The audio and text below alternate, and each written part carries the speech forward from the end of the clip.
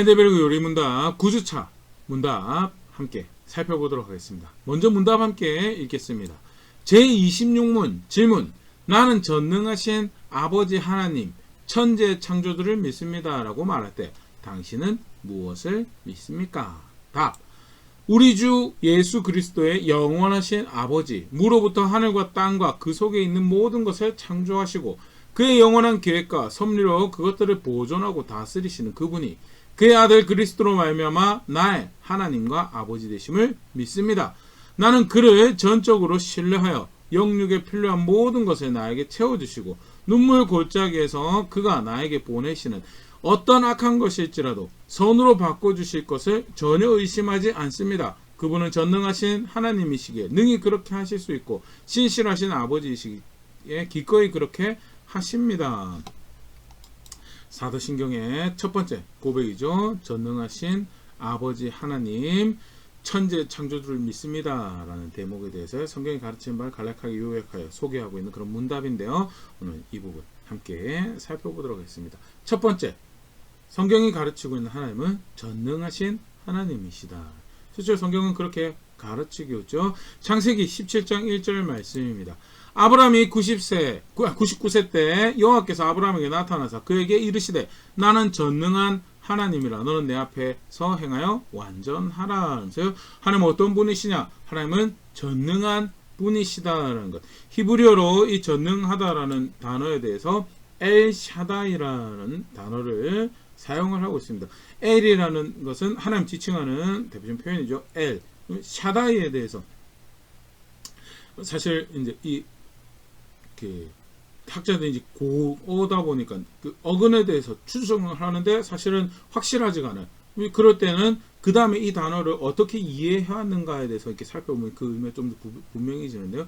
이 샤다이라는 단어에 대해 엘 샤다이라는 거에서 번역을 할 때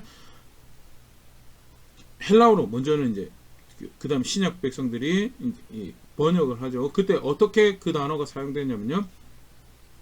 판토크라토라는 단어로 그 단어가 표현됐거든요. 뭐 대표적인 대목 하나 보면 요한계시록 1장 8절 말씀입니다.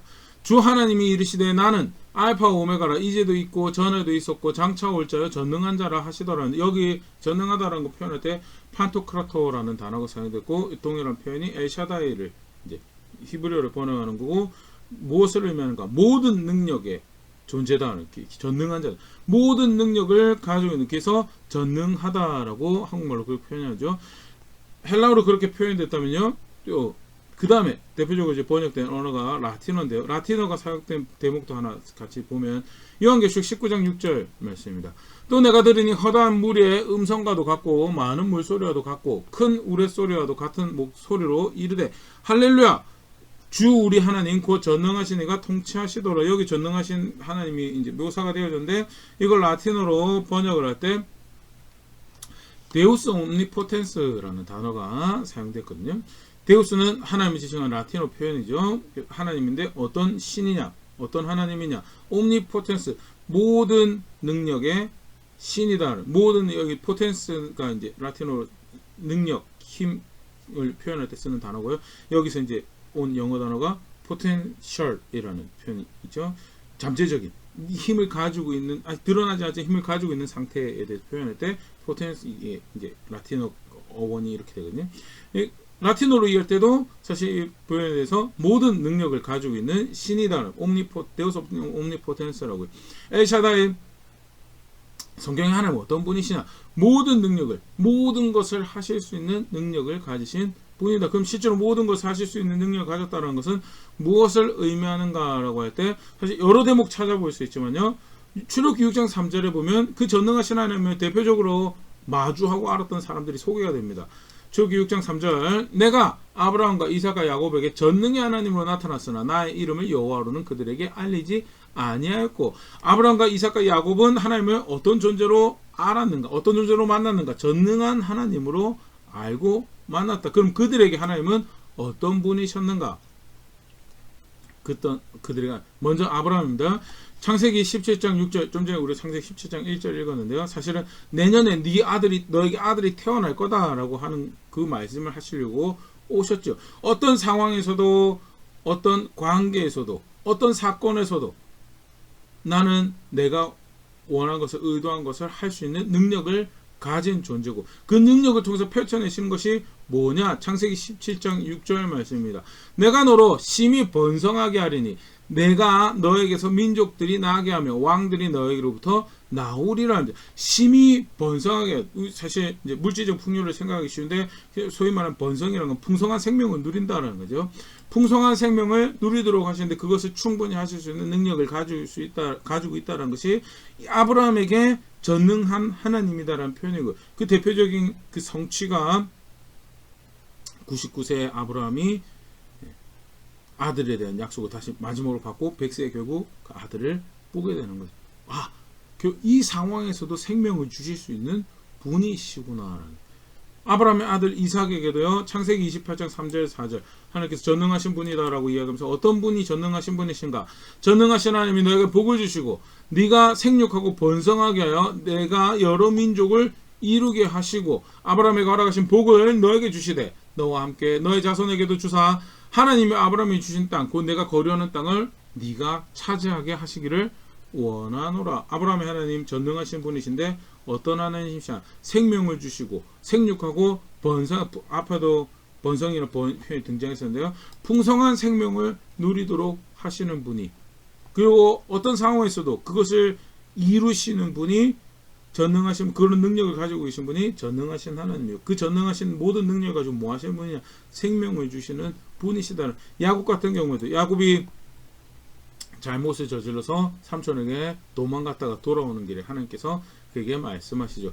창세기 35장 11절 하나님이 그에게 이르시되 나는 전능한 하나님이라 생육하며 번성하라. 한 백성과 백성들의 총회가 너에게 나오고 왕들이 너의 허리에서 나오리라 하면서 또 유사하게 사용된 게 번성이라는 표현이고 풍성한 생명을 주시는 능력을 가지는 분이시다라는 것. 창세기 48장 3절 4절에 이제 후에 요셉을 만나고 난 다음에 요셉에게 자신의 경험에 자신이 알고 있는 하나님에 대해서 이야기하면서 이렇게 보면 창세기 48장 3절 4절 요셉에게 이르시되 이전에 가나안 땅 루스에서 전능하신 하나님이 나에게 나타나사 복을 주시며 전능하신 하나님이 말씀하신 겁니다. 나에게 이르시되 내가 너로 생육하고 번성하게 하여 너에게서 많은 백성이 나게 하고 내가 이 땅을 너의 후손에게 주어 영원한 소유가 되게 하리라 하셨느니라.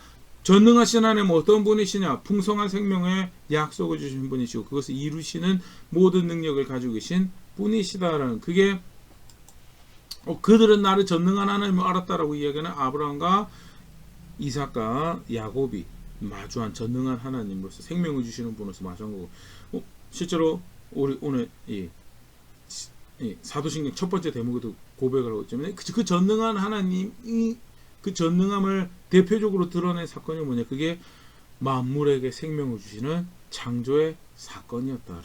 성경은 그렇게 가르치고 있습니다. 모든 것은 하나님께로부터 왔고요. 그리고 사실 이제 사도신경 같은 경우에 대표적으로 이 창조 사역의 주역이신 성부 하나님에 대해서 그가 창조하신 분이시면 우리가 믿습니다라고 그렇게 고백을 하긴 하는데요. 그러나 이제 표현상 그렇게 고백을 하는 거고요. 절대 그게 의미하는 게 창조는 성부 하나님의 단독 사역이었습니다. 그걸 의미하는 건 절대 아니다라는. 오히려 창조 사역의 주역으로 성부 하나님이 드러나셨죠. 대표 그 유산 예로서 구원의 사역의 대표적인 주역으로는 하나님의 아들이신 예수 그리스도가 오셔서 십자가에 못 박혀 주역은 예수님이셨지만 실제로 그것을 이루어 가시는 것은 삼위 하나님이 함께 그 일을 창조도 사실은 마찬가지. 성부 하나님이 주역으로 등장을 하시지만 삼위 하나님이 함께 사역을 지난주 살펴봤었죠. 성경의 하나님은 영원하신 하나님이서 영원히 삼위일체신 하나님이서 그 놀라운 연합 가운데 항상 함께 계시는 분이시고 그렇기 때문에 사실 성경적인 이해로서는 주역이라는 측면에서 강조적인 측면에서 사용하는 건 이해가 되긴 하지만 엄연히 따지면 성자의 시대, 성령의 시대라고 표현하는 것은 사실은 틀린 표현이에요. 성자의 시대도 사실은 성부 하나님이 성령 하나님 함께 사역하시는 시대였고 소위 말하는 성령의 시대라고 이야기하는 교회의 시대 같은 경우에도 예수 그리스도의 사람들을 영원한 나라로 인도하시는데 주역으로 사역하신 분은 성령 하나님이시죠. 그러나 성령 하나님만 사역하는 그런 시대는 아니죠.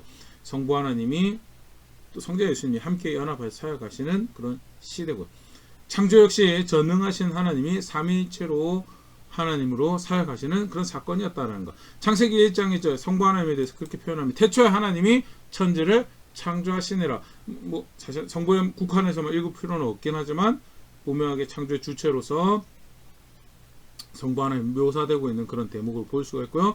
태초에 하나님이 천지를 창조, 성부 하나님이 주역으로 등장을 하죠. 그러나 요한복음 1장 3절 만물이 그로 말미암아 지은 바 되었으니 지은 것이 하나도 그가 없이는 된 것이 없느니라. 지어진 모든 것이, 여기서 그는 예수님을 지어진 모든 것이 예수님을 말미암아 지어졌고 만들어진 그 어떤 거 하나도 그가 없이 된 것은 없다. 예수님 없이 만들어진 거 하나도 없다라고. 실제로 창세기 1장 기록에는 예수님의 실제적인 모습이 묘사되고 등장하지는 않습니다. 그러나 요한이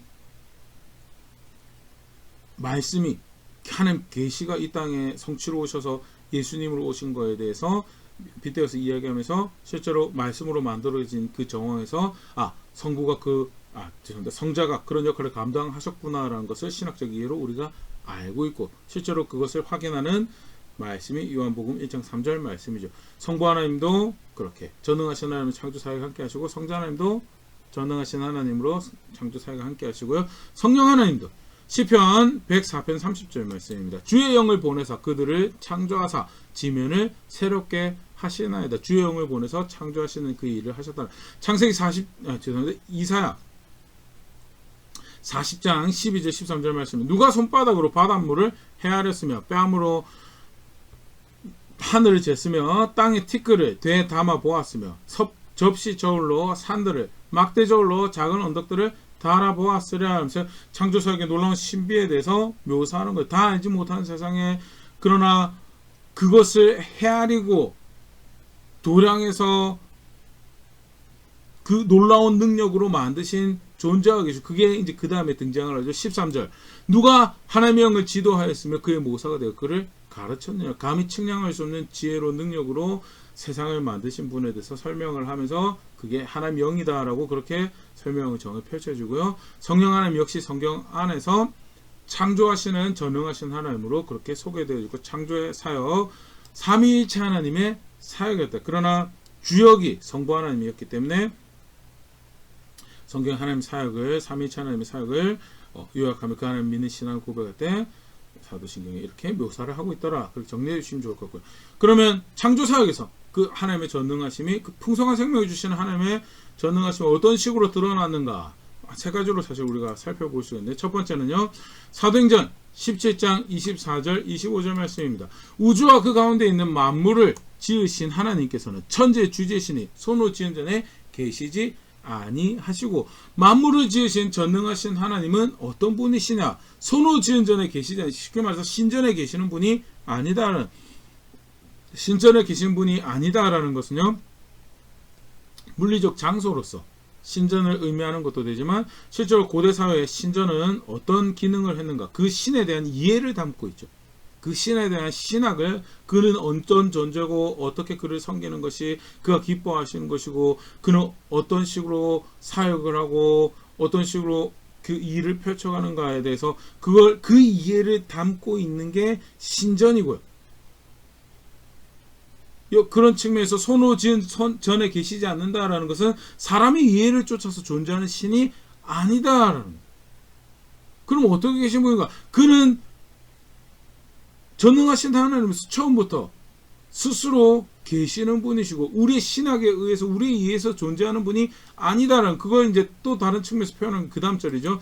또 무엇이 부족한 것처럼 사람의 손으로 섬김을 받으시는 것이 아니니 이는 만민에게 생명과 호흡과 만물을 친히 주시는 이심이라. 사람의 이해 또는 사람의 섬김을 쫓아서 존재하는 신이 아니고 애시당초 그렇게 만들어진 존재가 아니죠. 오히려 모든 것이 그를 통해서 생명을 얻고 호흡을 얻고 만물이 그를 통해서 그것을 누리는 존재가 뭐냐?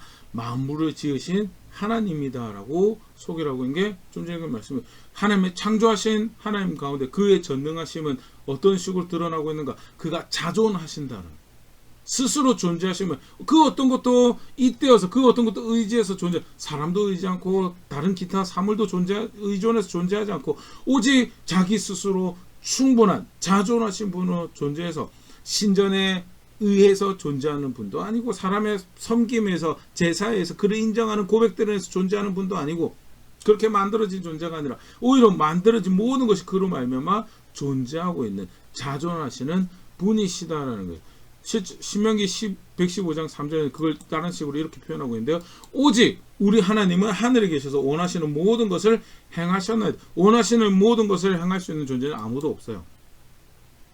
조건이 안 맞아도 못하고요. 능력이 없어서 못하고요. 그러나 원하는 것 모든 걸 할 수 있다는 것은 자기 스스로 충분하게 모든 것을 가지고 계시고 그렇게 존재하시는 분이다. 그렇기 때문에 자기가 원하는 모든 것을 할 수 있다는 것을 의미하고 창조하신 하나님은 그 전능하신 하나님은 어떤 분이시냐? 자존하시는 분이시다라는 굉장히 사실은 전능과 비견되는 강력한 존재적 표현이죠. 그러나 분명히 하나님은 그런 분이시다라는 또 창조 사역 가운데 하나님은 어떤 전능하신 분으로 창조 사역에 자신을 또 나타내셨는가? 시편 90편 2절 말씀입니다. 산이 생기기 전 땅과 세계도 주께서 조성하시기 전 곧 영원부터 영원까지 주는 하나님이시니라. 만물이 생기기 전부터 그는 존재하시고 아주 긴 시간 전에 존재하시고 아주 긴 시간 후까지 존재하시는 그게 사실은 1차적인 영원이라는 의미인데요. 더 나아가서 사실은 만물이 생기면서 결국 뭐가 존재해요? 시간이 존재하죠. 시기가 존재합니다. 그런데 그가 영원하시다라는 거, 그거 생기기 전에 계셨고 그거 생기고 난 후에도 계시고 그것이 모든 것이 종료되고 난 후에도 영원부터 영원까지 계신다라는 것은 그런 의미인데 그 결국 사실은 시간의 어떤 한계 안에 계시는 분이고 시간을 초월해서 계시는 분이죠. 그렇기 때문에 사실은 시간 안에 산다라는 것이 가지는 그 대표적인 약점은 그 시기를 쫓아야 된다는 거예요. 좋은 계획도 시기를 잘 못 맞췄을 때 그 좋은 계획이 의도했던 결과를 만들어내지 못한 것. 사실 우리 주변에 비일비재하게 우리가 확인하고 발견할 수 있는데 그럼 하나님은 그게 없습니다.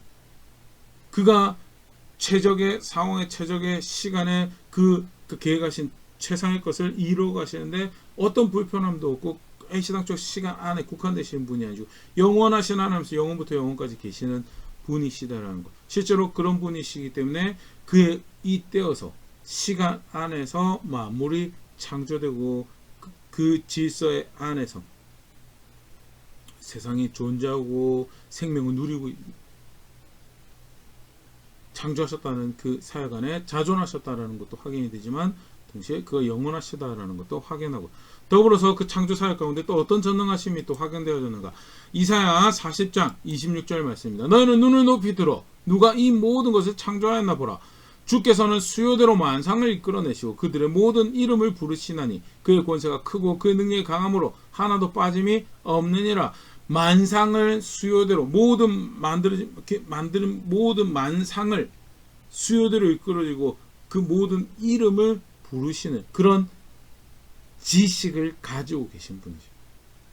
이사야 40장 26절은 전능하신과 더불어 창조하신 놀라운 능력과 더불어서 그가 얼마나 전지하신 분이셨는가. 만들어진 모든 것이 그렇죠. 근데 그냥 우연히 하다 보니까 이게 만들어진 게 아니고 그걸 이름대로 부르시고 만상을 원래 그 존재의 상대로 이끌어내신 분이 그러니까 애시당 처음부터 그렇게 계획하시고 그걸 만들어내셨다는 거예요. 그만큼 충분한 지식을 지혜를 가지고 계신 분이 이 전능하신 하나님이었죠. 그래서 창조사업 가운데 그 전능은 자존하는 것과 더불어서 영원한 것과 더불어서 전지하다라는 모든 지혜를 가지고 지식을 가지고 계신다라는 것으로 또 드러난 것이 하나님 창조사역에 드러난 전능. 단순히 그냥 능력만 있다는 것이 아니고 그 풍성한 생명을 만들어내기 충분한 존재가 영원한 그 지식을 가지시고 그렇게 그 일을 펼쳐놓기 사실은 놀라운 이야기고 실제로 그 능력을 가지고 계신다는 것이 얼마나 큰 걸 이야기를 하고 있는가.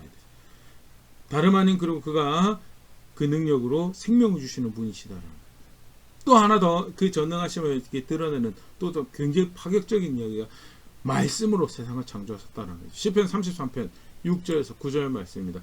여호와의 말씀으로 하늘이 지음이 되었으며 그 만상을 그 입의 기운으로 이루었도다.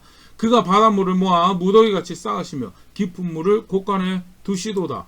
온 땅은 여호와를 두려워하며 세상 모든 거민들은 그를 경외할지어다. 그가 말씀하시며 이루어졌으며 명령하시며 경고했었도다. 세상을 창조하시는 하나님은요, 하나님 말씀으로 그것을 창조하실 거예요.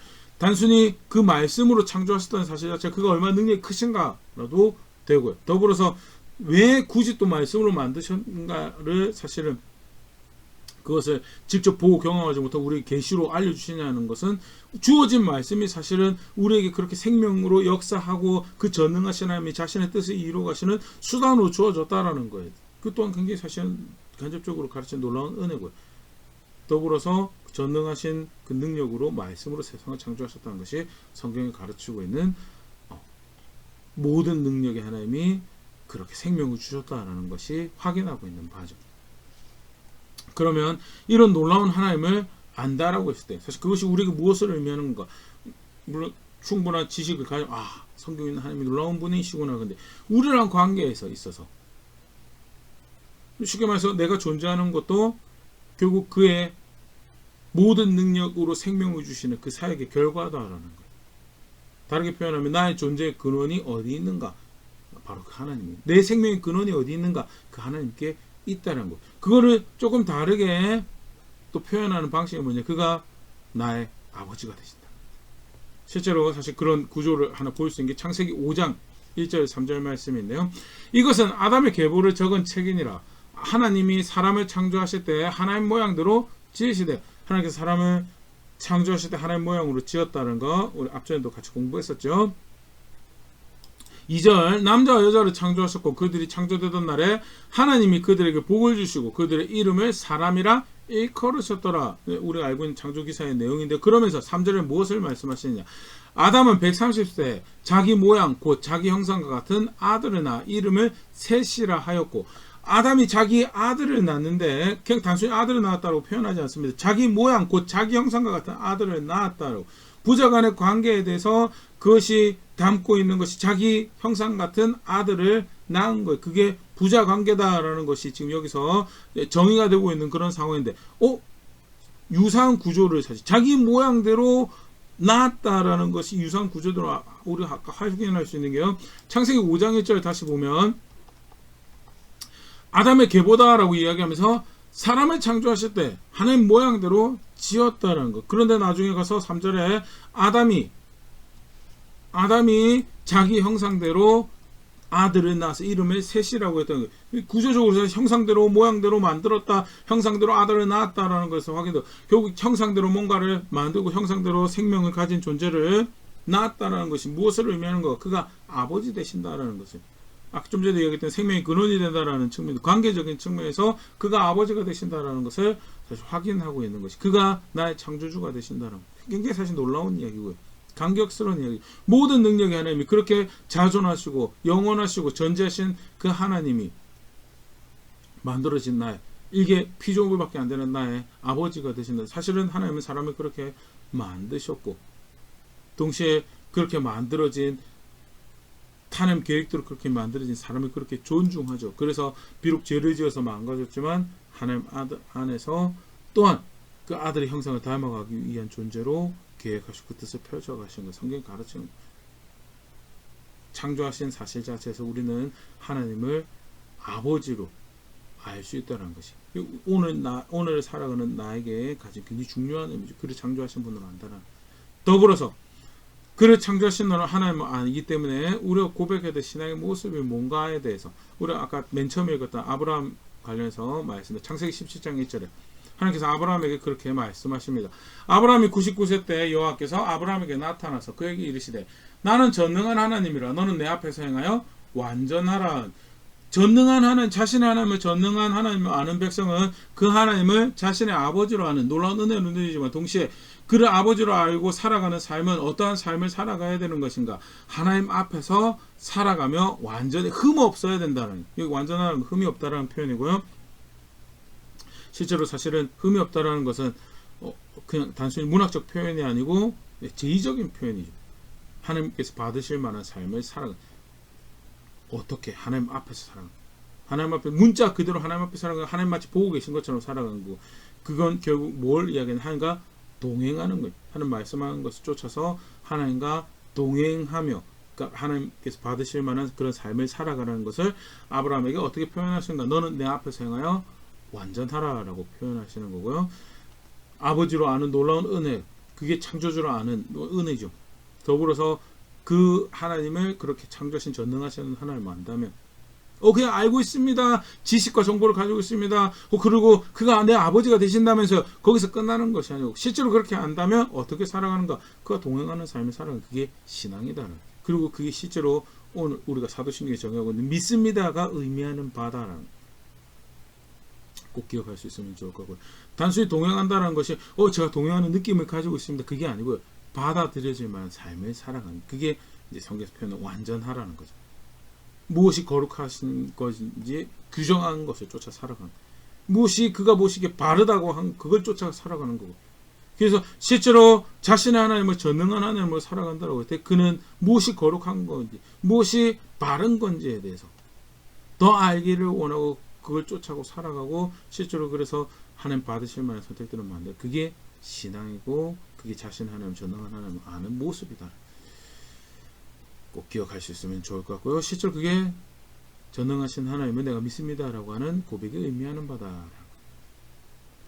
간단하게 살펴봤는데요. 실로 굉장히 놀라운 하나님을 놀라운 분을 내가 나의 하나님으로 고백할 수 있다는 엄청난 특권이다라는 거 다시 한 번 더 오늘 말씀 가운데 확인할 수 있으면 좋을 것 같고요. 사실은 모르는 내용은 없었으리라 생각되어진대요. 그런데 실제로 그 전능하신 하나님이 나에게 생명이 되시는 하나님 그는 여전히 그 모든 능력으로 생명을 주시는 분이시고 그렇게 안다라고 했을 때 그를 나의 하나님으로 우리 하나님을 알고 살아가는 모습이 뭔가에 대해서 아니 정보를 알고 있으면 그걸 된 거 아닙니까? 아니 성경 그렇게 얘기합니다. 전능하신 하나님을 안다면 살아가는 분명한 모습이 있다는 하나님 앞에서 행하고 하나님과 동행하며 그 앞에 흠없기 위해서 수고하고 노력하고 애쓰는 것이 그게 자신의 하나님의 전능한 하나님으로 만드신 분으로 아는 모습이라는데 성경 그렇게 규정하고 가르치고 도전하고 감격을 확인을 하고 있는데 나는 어떤 삶을 어떤 신앙을 고백해왔던가 간단하게 다시 한번 돌아볼 수 있으면 좋을 것 같고요. 규정하신 대로 걸어가는 게 그게 신앙이죠. 겸손하게 가르치시는데 동행하기 위해서 배워가고 또 삶을 경작해가며 나에게 생명을 주신 하나님을 압니다라고 나를 만드신 분은 그렇게 나의 아버지가 되신 하나님을 압니다라고 고백하는 자리에 있는 그런 제가 될 수 있으면 좋을 것 같고요. 그렇게 함께 성숙해져가는 우리 교회 될 수 있으면 좋을 것 같습니다.